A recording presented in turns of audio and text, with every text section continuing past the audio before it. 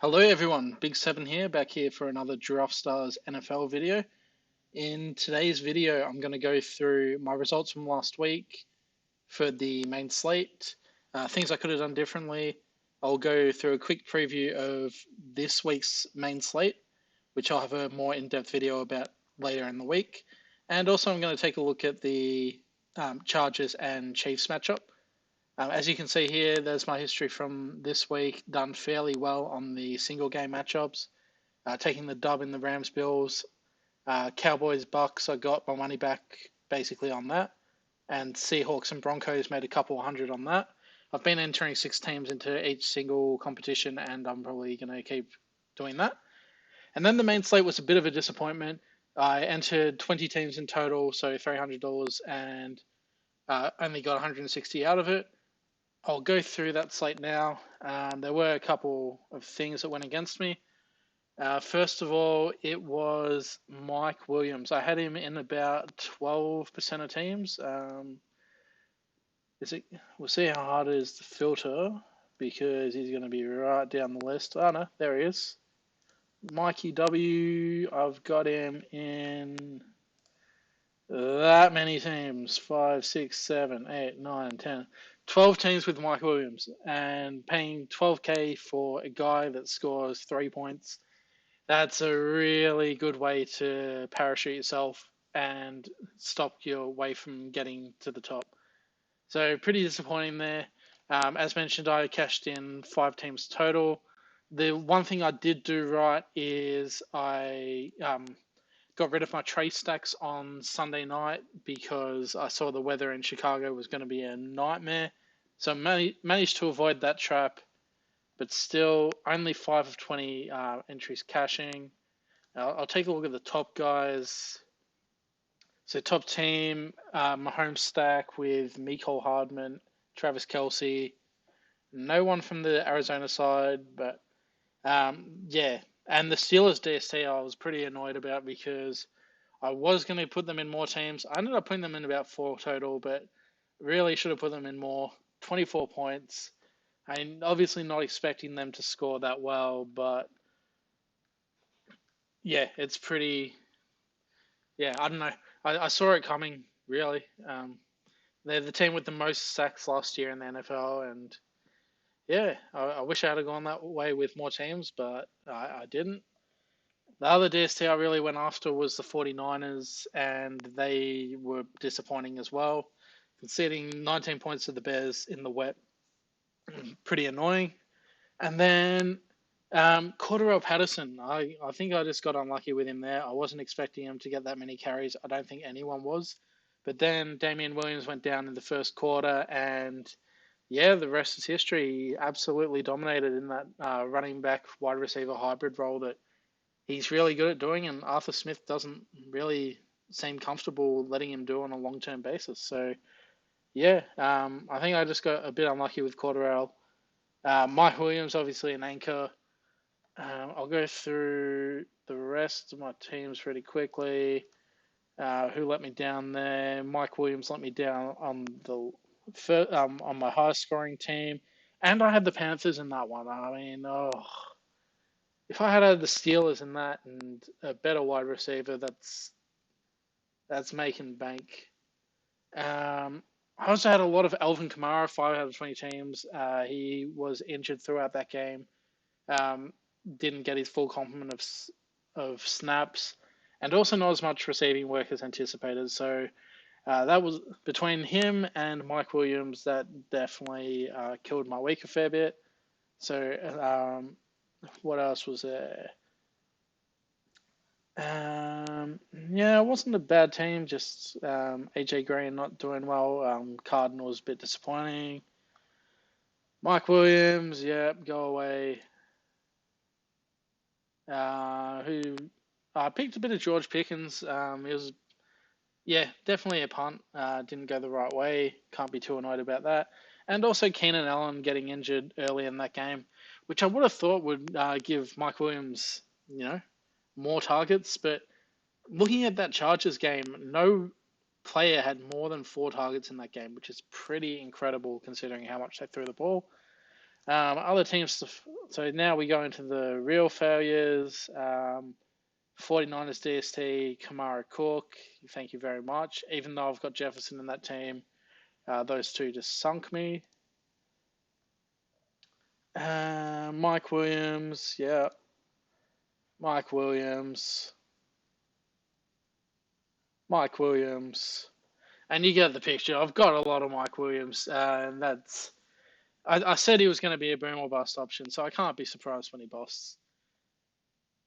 And now I will stop sobbing about last week, and let's go to the future. Let's take a look at the Chiefs-Chargers game. I think I really like how the pricing is on this one. I think I'll be able to get away with some good teams that people aren't necessarily on. 15 grand in the kitty, a grand up top. The first thing that stands out to me here is Travis Kelsey at 16k. It's really a lock for me. The only reason I wouldn't go for him is if I was intentionally trying to go for a differential team. Kelsey at that price, I love it. It's really hard to go past either of the quarterbacks as well. I mean, it's definitely possible to go like one of the quarterbacks. Say you go on Mahomes and you go Juju Smith-Schuster and kind of stack one side of the matchup. So you could go Clyde as well. Maybe an MVS and Gerald Everett. It's definitely possible. I don't mind it, but I think just the way Mahomes and Herbert are. Herbert obviously passing to a lot of guys last week, and Mahomes doing the same. Like most of his passes will go to Kelsey, but other than Kelsey, he has been spreading the ball out a fair bit between Juju, MVS, and Mecole Hardman. So I do want to try and pick both of them if I can. And I think it's the way the pricing's worked. They're not extremely expensive. Someone like a Russell Wilson was $23,000 on the Broncos Seahawks game, but I think their pricing is just under enough that you can build a solid team with Kelsey, Mahomes, and Herbert. The guys I like to pair with them. Mike Williams obviously disappointed last week. I'm ready to get my heart broken again. He should really get the lion's share of targets in this game. Doesn't necessarily mean he will, but I'm willing to ride again. DeAndre Carter looked really good filling in for Keenan Allen. He went into the slot when Allen got injured, and he put up 15.4 points in that time. So he's definitely a option at value. And this kind of team build gives you 1,000 left, which enables you to take a few punts down the bottom. You have Trey McKitty, who had a few receptions last week. Actually, almost split snaps with Everett, almost 50-50. So I think he's definitely in play here. I'm not convinced that Gerald Everett is going to be the main guy. Although in saying that, he did, 14 points, touchdown in there. But they both had 3 receptions for a similar amount of yards. The main difference being the touchdown. So getting McKitty at a pretty low price. I'm not sure how much of his scoring last week was a function of Keenan Allen going down, but at the basement price, I'm more than happy to take a gamble on it. A lot of guys you do pick at 1,000 just won't score. So even if he gets a few points, that's a definite dub. Especially if the 5 players that you pick outside of the 1K player are the top 5 players or close to it. Who else is there? There's Noah Gray. There's also Jody Fortson, who's a bit more expensive and can't fit him in at this lineup. He only had 1 reception for a touchdown. So between him and Noah Gray, I actually do prefer Noah Gray. He also only got 1 reception, but a higher amount of snaps. And then the other guy that I think will sneak under the radar, I need to see if he's actually going to be active or not, because he did leave last game with an injury, is Justin Watson. He didn't get a large amount of snaps, but I think there was some hype around him in the preseason. So at the 1K, I think He ended up being the having the fourth most amount of snaps for Kansas City. So he's actually ahead of Sky Moore in terms of snaps. And Sky Moore, what did he do? He only scored 4 points with the one reception, 30 yards. I think Justin Watson at 1K is definitely a sneaky option that will go under the radar and you can do to fill out your side. Other things you can do, so if you go the same four but remove Mike Williams, Clyde looked really good last game. I think he's definitely a viable option.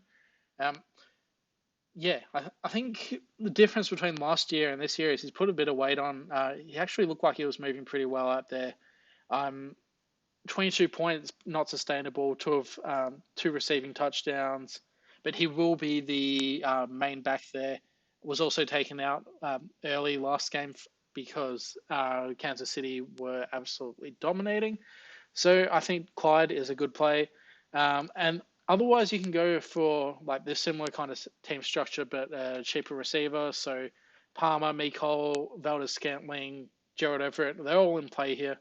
Palmer, don't be fooled by the 3 points last week. He should have a bigger role with Keenan Allen out, and he is confirmed out. So I think any of these three guys are in action.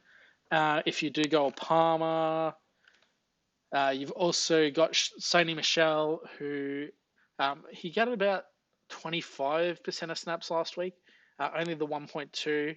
I'm a bit concerned about Austin Eckler, who's a bit more expensive at 17K, because it looked like a split between the three of them.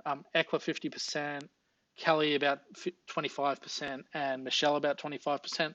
So a split anywhere like that means that Austin Eckler is out of play for me this week. And I'm happy to go for either of Michelle or Kelly. Michelle, I think, Michelle was in the game for some goal line snaps, I did notice. So he's definitely an option there. Josh Kelly probably has a bit of a higher floor because I think he will get more of the receiving work. Both very good options for me that I will look to have some of. And then the other two Chiefs running backs, Jerick McKinnon and Isaiah Pacheco, I definitely prefer Jerick McKinnon. Pacheco had most of his work last week when the game was dead, and he scored a touchdown when the game was dead as well. So I think Jerick McKinnon is a clear number two behind Clyde. I'd expect some kind of split of like 70-75% for Clyde and 20% for Jerick. A couple of snaps here and there for Pacheco. So I think McKinnon is the better play, even if you've got 2K, even if you've got 5K left over and you're going between Pacheco and Jerick McKinnon, I'd much rather get Jerick McKinnon. And then the defenses, not really in play because the game total is quite high, expected to be about 53, I think. The Chargers more in play for me than the Chiefs just because they've got the better pass rush, more likely to get sacks. And yeah, I think that pretty much sums things up. You can also go without DeAndre Carter, for example. If I get my Mike Williams back, it enables you to go like two of Michelle and Kelly or Jerick McKinnon and have a big bank. So yeah, this is pretty much the way I'm trying to build. Definitely those three. A lot of Mike Williams. I'm fading Juju because I think MVS will have a similar output for a lot cheaper. And yeah, there's no way that Juju should be more expensive than Mike Williams, in my opinion. So yeah, those three, Mike Williams, if you're ready to get burnt. If you're not, then one of the other guys, maybe like Clyde. And then that'll enable you to get either DeAndre Carter, who looked good in the slot, replacing Keenan Allen, or you can go for a couple of these cheaper guys in a couple of these cheaper running backs who have the touchdown upside. And I will now go into the main slate because that's the one that we really want to get this year. I would love to get a top three finish at least. I really just want to win one outright this year, though. Tick it off the bucket list. my highest finish in a multi-game slate, like one of these big slates, is third a couple of years ago. So I want to go on top. Um, in the slate, there's 12 games. I'm going to go through each of them fairly quickly. Indianapolis and the Jags. A lot of options you can go for here. One of the games I'll target, but not a bunch of. You've got JT, who's obviously a great player, should have good game script. Michael Pittman, who popped off with Matt Ryan this week. If you think he's in the top echelon of wide receivers, he's must have. I've got him a bit below the top guys, but still 13,500. I will pick him in some standalone teams as well as stacks. And then in terms of stacks, in terms of Jacksonville, actually, I want to take a look at their wide receivers because I think they're pretty viable as well. Christian Kirk, who goes a bit more expensive than last week, but this game could be a high-scoring game. So I do like Christian Kirk in a stack most likely. And Zay Jones looked really good last week, almost basement price. He had 6 receptions, 65 yards. I think he had 12 targets in the end and a few of those in the red zone. So he's one that's definitely value, and I'll be looking to put in as a standalone option. Who else is there? ETN, probably a fade. I wasn't expecting the backfield to be split exactly down the middle 50-50, so I think they're both fades until one of them gets injured. And Matt Ryan and Trevor Lawrence, both options, and both have stacking options, so I don't mind going either of those. And next match is the Panthers and the Giants. A couple premium running backs in there in Saquon Barkley and Christian McCaffrey. Saquon, he looks back to his best. Loved watching him play last week. Got a lot of receptions as well. Most of those were on screen passes, I think. 6 for 30, 164 rushing yards. And was it 2 touchdowns? Oh, it was only 1 touchdown. So I think, Saquon back to his best. Definitely a top 4 or 5 option. And then Christian McCaffrey, who was a bit underwhelming last week, but you'd expect him to have more usage in this one. In terms of stacks, I'm not really looking to go anyone from this game. The Giants wide receiver situation still looks pretty unclear to me. And the Carolina, I just don't see them putting up a massive score. The guy that does have hype is Robbie Anderson, who has a 24-point game last week. I don't know. I think I see that more as a one-off rather than the new norm.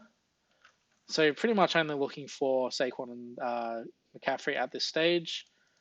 Patriots Pittsburgh, I really don't want to go near this game.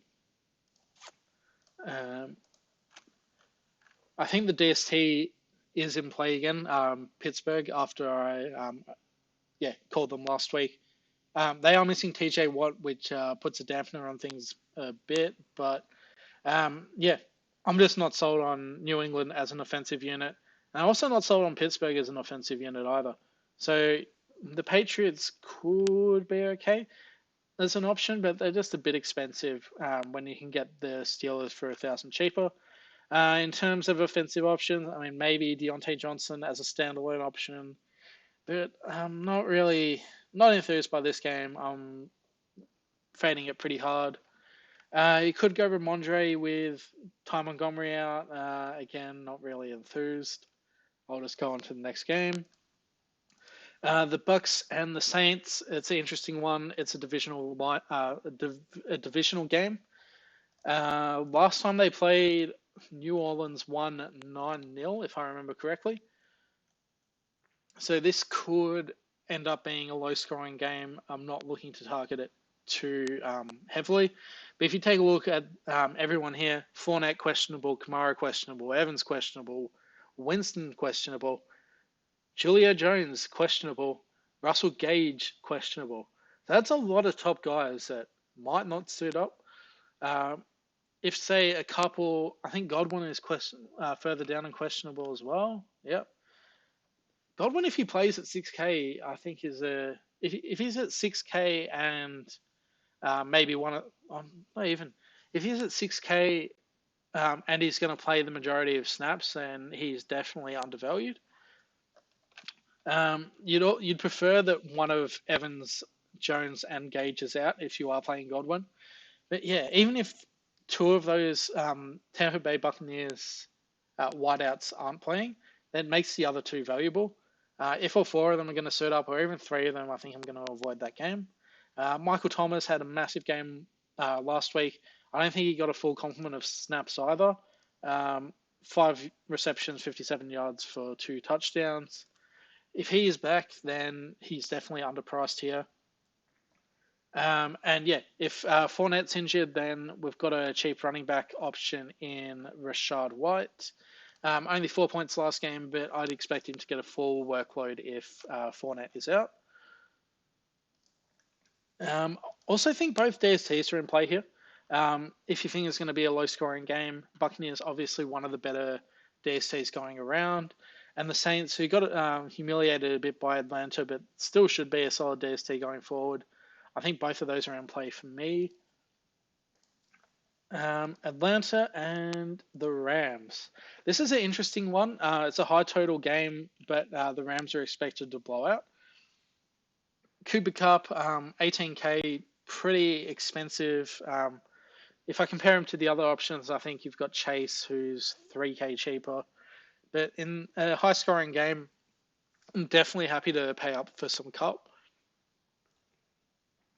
Daryl Henderson, I think I'm going to load up on him. Sean McVay, I just don't know what he's going to do. If this split is anything like it was for the season opener, where Cam Akers only had 3 snaps and Henderson got the rest, then you just have to load up Henderson in this spot. But if it goes back to, say, a 50-50, then Henderson's probably an overpay. So, I don't know. Common sense says that Henderson should get the majority of the snaps just because he did in the first week. But Sean McVay, you never know. Maybe Akers was in a 1-week doghouse. Yeah. And then we've got Allen Robinson, who was hyped in the preseason. It looked like Stafford barely noticed he was out there. I think a bit of that can come down to Stafford missing a lot of preseason and not getting that rapport with Allen Robinson. I do think Robinson will be fine over the course of the season. Will he bounce back straight away? I think it's definitely a possibility against the Falcons. Not going to run a lot of him, but I definitely will run with some of it. Corduroy Patterson, he's another one that looks underpriced. He's not as underpriced as if he was last week because Damian Williams went down and Corduroy was basically the only running back that was active for Atlanta. But still, if he just looks best in that hybrid role. He should be playing that role, and if he does, then I think he's a bit underpriced, not extremely underpriced, but yeah, definitely someone of value you can slot in at running back. And then the other one I'm really interested in is Kyle Pitts. A lot of hype for him over the preseason. Atlanta didn't look too bad last week. I don't know, 8,700 seems way too cheap for me. He's only scored 1 touchdown in the career, which is the downside, but he could go for somewhere, 60 to 100 yards, few receptions, and I think he's a good play this week, especially given the other tight ends that are on the slate. Washington, Detroit, I'm going to be targeting this a lot. Both teams put up pretty big totals last week, and both conceded big totals last week, and both teams have players that are definitely underpriced. DeAndre Swift is questionable, but expected to play. I don't mind him as an option. The quarterbacks, I definitely prefer Wentz over Goff. Wentz put up 32 points last week, despite throwing a couple of interceptions. He is that guy that can put up. He doesn't necessarily have to play well, but he can put up big fantasy scores, and he also has some rushing upside. Antonio Gibson, I'm just not 100% sure about. A lot of his, he got 7 receptions last week. I don't think it's really sustainable. Yeah, 7 receptions, 58 running yards. I don't mind him in this matchup, but not someone I'm really too enthused about. Washington made it pretty clear that they didn't think he was their guy by bringing in Robinson, and he's really only out of the doghouse because Robinson got shot a couple of times. So well done to whoever did that. Amon-Ra St. Brown, I really like him, 11,500. He just keeps putting up wide receiver 1 numbers. And yeah, in a game that should be a high scoring one, definitely someone I'm going to play a lot of this week. Goff, maybe a little bit. Probably prefer Wenso in the same matchup. Terry McLaurin, this man's got no respect. 10.5K. He should be top 20 option this week. He isn't priced like it. Definitely undervalued. And yeah, I love going some kind of stack with Wentz, Amon-Ra, Terry McLaurin. You can throw in a Curtis Samuel, who looked pretty good last week. Kind of in a little bit like the Debo role where he had some touches in the backfield as well. A lot of hype around him after last week's performance. And then you've got a pretty solid stack there, which you can use. You can maybe go a cheap flex and then probably afford a couple of those really expensive running backs. So this is a game I'm going to target pretty heavily. Miami, Baltimore, I think that's just a straight avoid for me. Miami, their defense is pretty underrated, I think. And they absolutely torched Lamar last time they played. I think they blitzed against Lamar like some crazy amount, like 70, 80%. And Lamar wasn't able to cope last time. So, I'm just not sold on Miami as an offense either. So, I'm not really going to go too hard on this game. Mark Andrews, as always, a solid option. 12K. Didn't get any touchdowns last week, but I still, he definitely has that upside. Not really anyone else I'm looking for around here. It's pretty much nearly a straight avoid for me. Cleveland and the Jets. This game interests me a bit. I don't think I'll stack it with a quarterback, but I think I'll use some pieces from this game as part of another stack. Nick Chubb got 18 points last week, didn't get a single touchdown. The majority of that was on the ground, 141 rushing yards. And the bonus for that as well. He could produce something similar this week and is fairly cheap. And if he produces the same numbers but with a touchdown, then he becomes a game-winning play. Kareem Hunt got the touchdowns last week, 4 receptions, 46 yards, 2 touchdowns. So if Chubb got a couple of those touchdowns, you'd definitely love to have him.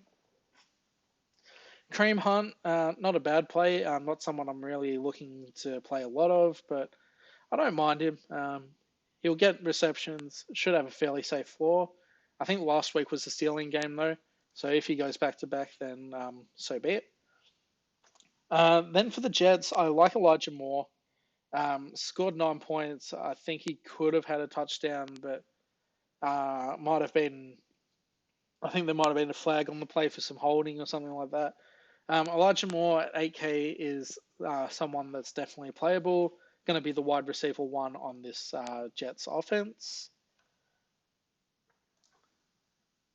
Seattle and San Francisco. I still like Trey Lance. I completely avoided him last week. He didn't look great last week, but that was all purely because of the weather. You're going to get a discount on him over the top guys at quarterback. And I like Debo as an option this week as well, especially with Elijah Mitchell going down. He should get some rushing work. Jeff Wilson, Yeah, I'm just not sure how much workload he gets between Debo rushing and Trey Lance rushing. I wouldn't go full stack, but I would. I'll probably have a couple of teams with Trey Lance and Debo. Ayuk's still pretty cheap. I don't mind him as a player either. Not looking to touch Seattle assets, and I think the San Fran defense is a bit too pricey. Houston, Denver. This is a game I will definitely target a bit as well. Davis Mills almost basement price for QBs, and he has Brandon Cooks, who's just perennially underrated. And then you've obviously got Russell Wilson, who can put up a big score. His two main wide receivers in Sutton and Judy, both similarly priced. I'd maybe go Sutton over Judy just because I think he'll be a little bit less owned. And then Javonte Williams surprisingly had 11 receptions last week. Probably won't continue, but he did put up nearly 20 points without a touchdown. I wouldn't be surprised if he put up 20 points this week with a touchdown. Don't mind him in this game where Denver are supposed to be in front and therefore rushing the ball a bit. Rex Burkhead may be a consideration if you're looking for a cheap running back. I think he's the main running back in Houston, but yeah, obviously the game script will be against him. Two more to go, Arizona and Vegas. That'll be a high-scoring matchup as well. Assets from both sides that you can play, so you can go Kyler stacks or Derek Carr stacks, and you've got options from both teams to go for. Devonta Adams was just a target hog last week, and if we see anything like that again, he will put up another monster score. 10 receptions, 141 yards, 1 touchdown.